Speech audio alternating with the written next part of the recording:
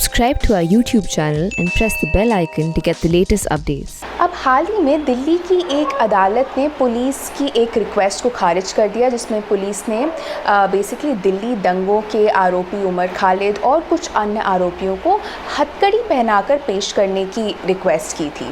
ये ऑर्डर करते हुए कोर्ट ने कहा कि न तो ये आरोपी पूर्व अपराधी रहे हैं और न ही कोई गैंगस्टर है, तो ऐसे में उन्हें हथकड़ी पहनाकर पेश करने की कोई ज़रूरत नहीं है।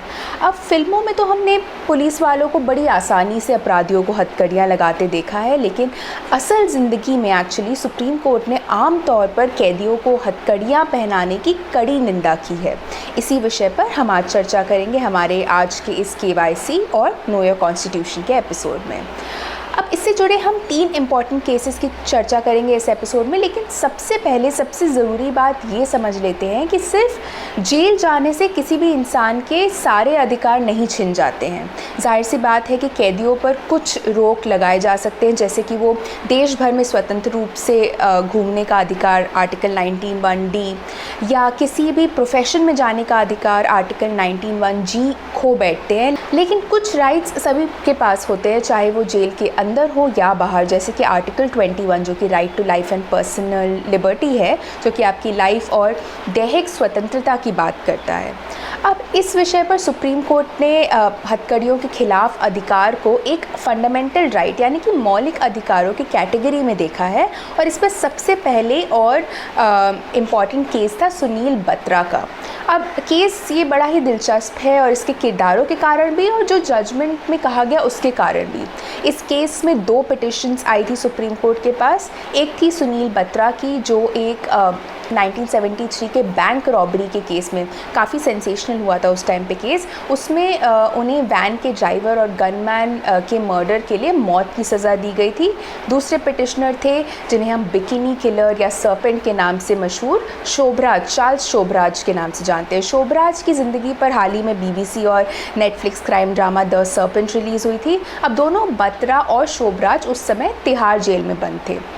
शोभराज का ये कहना था कि वो अंडर ट्रायल प्रिजनर हैं, यानी कि उनका केस अब तक कोर्ट ने डिसाइड नहीं किया है, लेकिन फिर भी उसे सिक्योरिटी रिस्क के चलते बार फेटर्स में रखा जाता है। बार फेटर्स की फ़ोटो आप अभी अपने स्क्रीन पर देख सकते हैं। बेसिकली बार फेटर्स, जिसे हम डंडा बेड़ी भी कहते हैं हिंदी में, इसमें कैदियों के एंकल्स के चारों ओर बंद लोहे के छल्ले होते हैं। एक और आयरन बार या डंडों को इन छल्लों से जोड़कर एक उल्टा V जैसा बनाया जाता है, और फिर इन बार फेटर्स को एक रस्सी या जंजीर से कमर के चारों ओर बांधा जाता है। ये एक टाइप का बार फेटर होता है। अब अपनी जजमेंट में कोर्ट ने कहा कि जेलों के भीतर और बाहर ह्यूमन डिग्निटी का उल्लंघन करने वाले बार फेटर्स को त्याग देना चाहिए।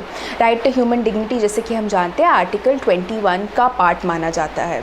कोर्ट ने ये भी कहा कि आरोपियों को अदालत से कोर्ट ले जाते समय और वापस लाते समय उन्हें ज़बरदस्ती हथकड़ियाँ और बार फेटर्स पहनाना इलीगल है, और इसे कुछ केसेस को छोड़कर बाकी सभी केसेस में तुरंत रोक देना चाहिए।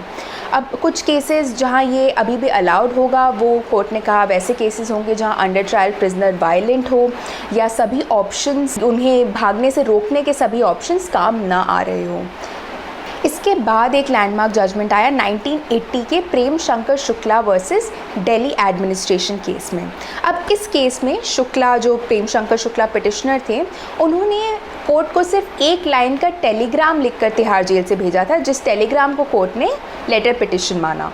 इस टेलीग्राम में शुक्ला ने लिखा था कि सुनील बत्रा की जजमेंट के बावजूद अब भी कैदियों को हथकड़ियाँ पहनाई जा रही हैं। जहाँ एक तरफ शुक्ला ने कोर्ट को बताया कि कैदियों को कोर्ट से ले जाते समय और वापस लाते समय पब्लिक में हथकड़ियाँ पहनाई जाती हैं, वहीं पुलिस ने अपने डिफेंस में बोला कि शुक्ला एक अंतर्राज्यीय धोखेबाज और एक बहुत ही चतुर चालबाज है और हिरासत से भागने की कोशिश करता है। सुप्रीम कोर्ट ने तुरंत एक्शन लिया और इस केस को सुनने लगे।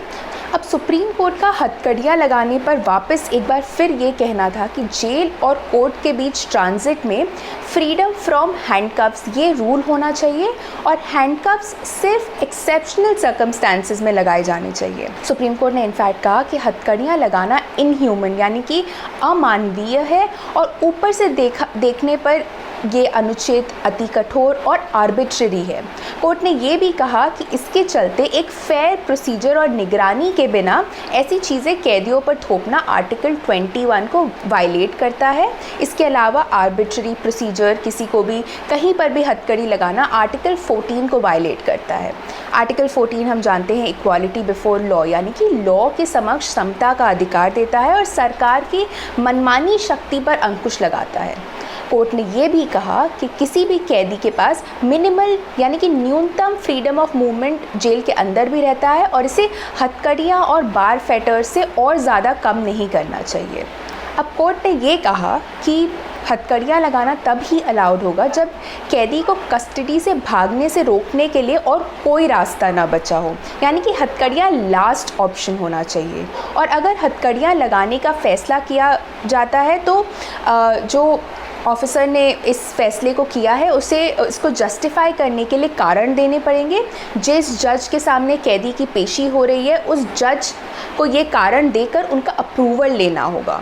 अब इसके बाद हम आते हैं तीसरे केस पर, जो कि एक 1995 का सुप्रीम कोर्ट का citizens for democracy versus state of Assam and others judgment है। इसमें कोर्ट ने इस विषय पर और चर्चा की और कई दिशा निर्देश भी दिए। अब ये केस भी एक लेटर से जन्मा था। एक जर्नलिस्ट ने सुप्रीम कोर्ट को खत लिखकर बताया कि जब वो गुवाहाटी में एक हॉस्पिटल में पेशेंट से मिलने गए थे तो उन्होंने देखा कि वहाँ 7 टाडा के बंदियों को अपने हॉस्पिटल बेड से हथकड़ियाँ और रस्सियाँ बांध कर रखा गया था। बेसिकली कोर्ट की जजमेंट के मुताबिक उनके एक हाथ को हथकड़ी और लंबी रस्सी से बांध कर रखा गया था जिससे वो वार्ड में घूम पाए लेकिन भाग ना पाए।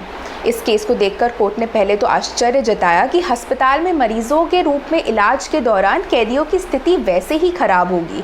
ऐसे में कोर्ट ने इस किस्से को इनह्यूमन यानी कि अमानवीय करार दिया।